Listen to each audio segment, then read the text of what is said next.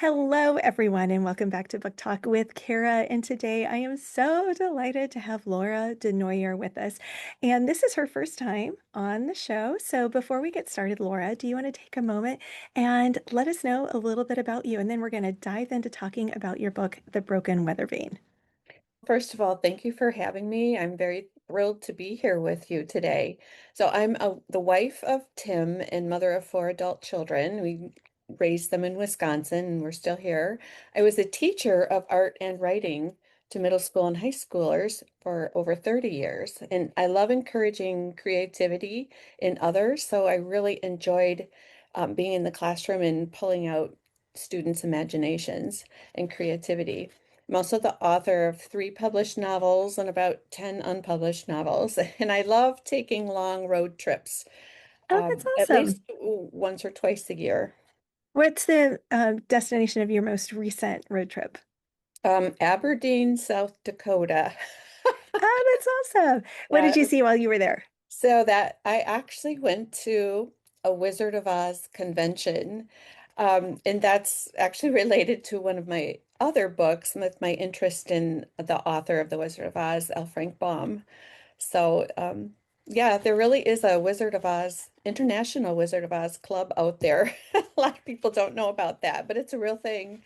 So, Oh my gosh, that and is and so and Alfred fun. Baum lived in Aberdeen for a couple of Okay. years back in the late 1800s. So that's why the convention was there.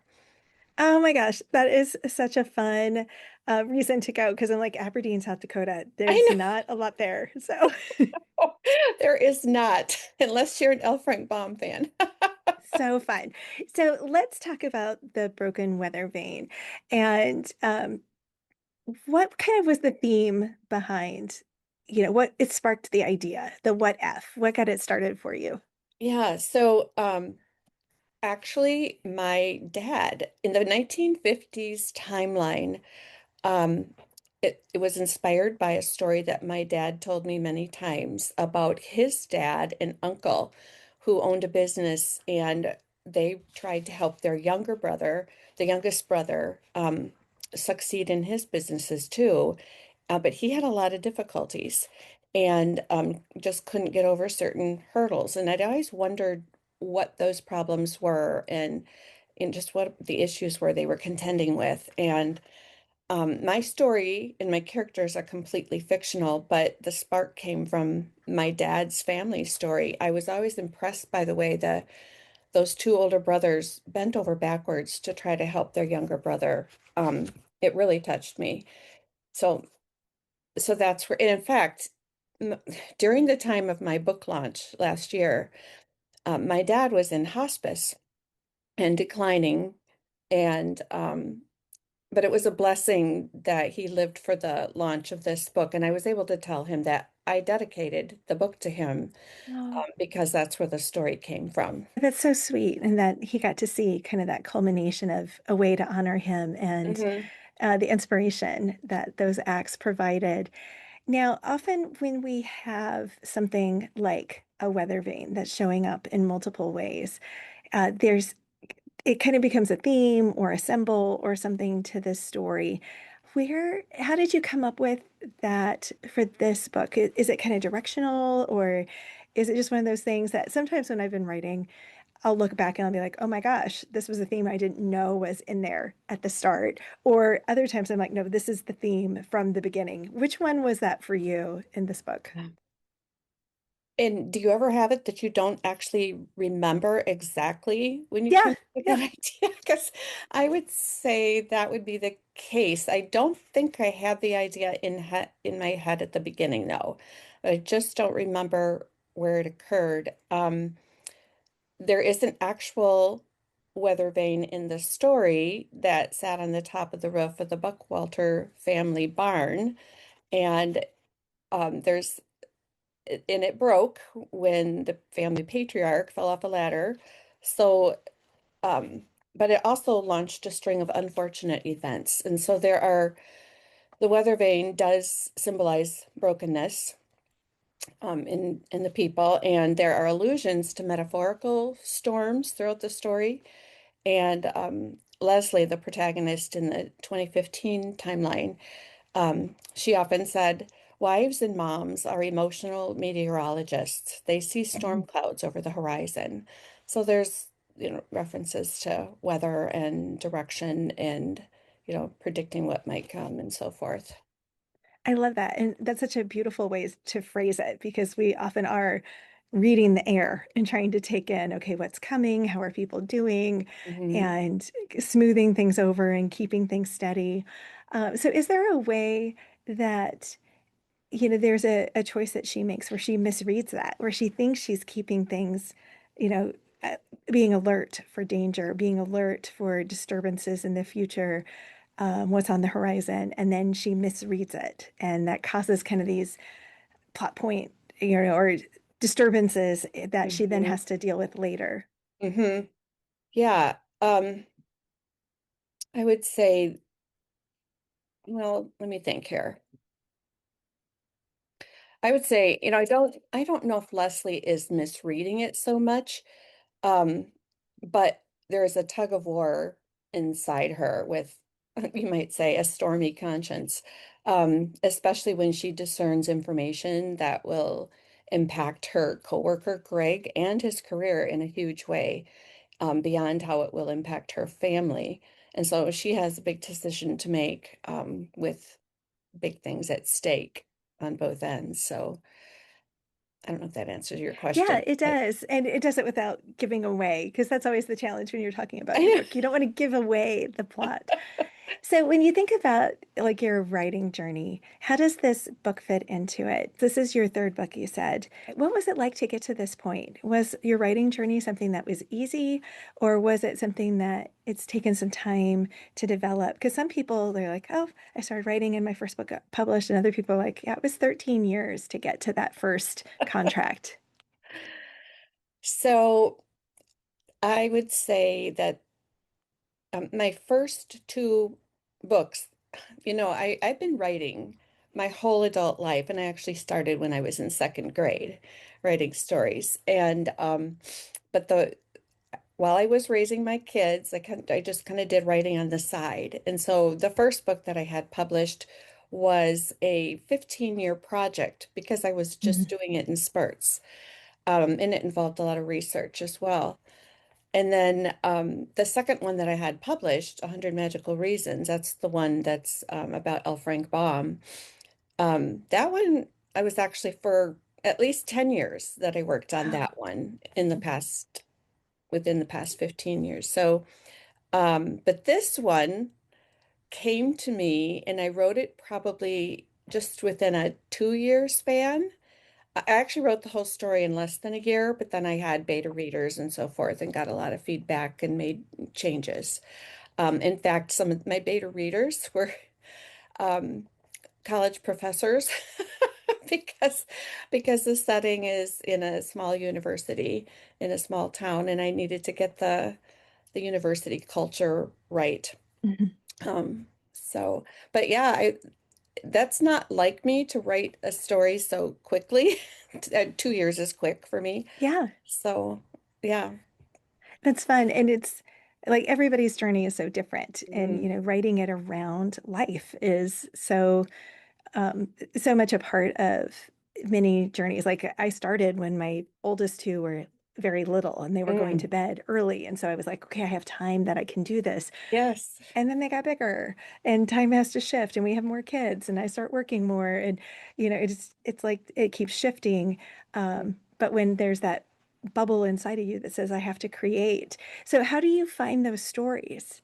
Where does the what if initially come from for you? Mm. It's different for each one. So the first one, All That Is Hidden, is actually Southern fiction of all things. I'm a Midwest gal up here in Wisconsin. But in college, we took a trip. We were, in the education program, and we took a trip, for a month down to Western North Carolina.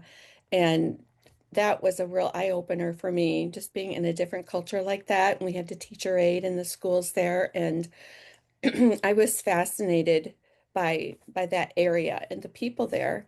So that story grew from that. And then 100 Magical Reasons is because I read a biography about L. Frank Baum and I was smitten by the man. So, and I had always wanted to write a turn of the century novel, and he published The Wizard of Oz in 1900. And so that story just grew from my fascination with him as a person. Um, and that's a dual timeline story as well. And then this one, as I told you, was from a family story. And then the 2015 timeline part of it is just from the idea of wanting to have a grumpy professor who needed information and finds himself at odds with the person who might have the information he needs and vice versa. Um, it's always different places. Yeah. It's learning where people get that spark is always fun because it's different for all of us. Like Hmm. sometimes it comes from news, or sometimes it just comes from, like you said, reading a biography or discovering a book or having an interaction with a person. And you're like, ooh, that's interesting. I could do something with that. So it's always fun to see what that is. So if you were interacting with a book club and they were considering reading your book, what's one question that you would love to have them debate about Broken Weathervane? Mm, I would say, well, I think there is a lot to discuss in this book, actually, but I would love for readers to discuss how we can encourage more dialogue on mental health. Mhm. Mental health issues breed a lot of shame when they're hidden or ignored. But openly talking about mental illness leads to understanding, which leads to empathy, which leads to more transparency, which leads to more empathy, more understanding. Yeah. It just keeps going. So I would say that's the big thing. And I think by talking about how, especially in the 1950s timeline, talking about how those characters handled various situations with their family member um, is a good catalyst for getting to that discussion. Yeah. I love that. And the more we know and the more we understand, the more we can have that empathy.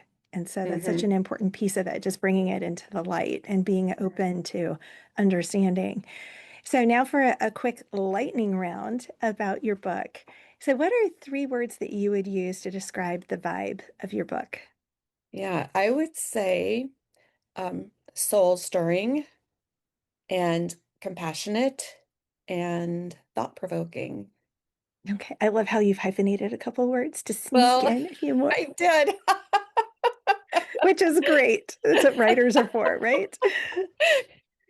And then what's one trope that you embraced and another one that you might have subverted? So, small town secrets is a Okay. trope that I embraced. And, I don't know if I really subverted a trope, but I wanted to subvert it, but I succumbed to it. And that would be the romance trope in there. Um, Okay. that wasn't in the original plan. So, You're like, I want to do anyways, women's fiction. well, they don't all have romance, right? Yeah, absolutely. And then if you were going to draw a comparison, readers who loved this are going to love Broken Weather Vein because what would that X factor be? Actually, I would say readers who love Amanda Cox novels. Oh, okay. Yeah. Um, yeah, because of the complex characters and family secrets that connect them to people they didn't even know. And I'm thinking two titles in particular, like The Secret Keepers of Old Depot Grocery, which has a triple timeline in a grocery store setting and family drama. Um, Mine just has a dual timeline, but and then He Should Have Told the Bees, also Mm, just with the secrets that family members kept, and there's also mental health issues in that one as well. But okay. I've been told that my rating or stories compare to Amanda Cox. A couple of people have told me that. So Oh, that's great. A great compliment for you. That's yes, it awesome. was a very big compliment. Yes, Okay, and then the last one. Do you have a favorite line from the Broken Weather Vein? I do. And I'll have to read this one because I don't have it That's great. memorized. But love isn't bound up in the things you can do, whether or not you can fulfill your purpose. Love is about knowing you, all that you were, are, and will be, and still wanting you. Oh, I love that. That's such a beautiful way of phrasing what love is. I can understand why that's a favorite. So, thank you for being with me today.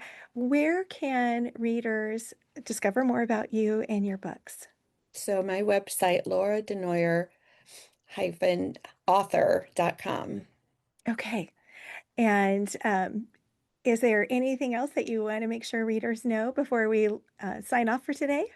Oh, well, sign up for my newsletter. I have all kinds of things, freebies on there for signing up for the newsletter. That's at standoutstoriesnewsletter.com. But you can also just go to my website, lauradenoyer-author.com, and sign up for the newsletter. And I would love to be in touch. Yeah, I love to hear from readers and I love to interact with them. So Oh, that's great. Thank you again for being with me today, Laura. Readers are going to love The Broken Weathervane. thank you so much for having me.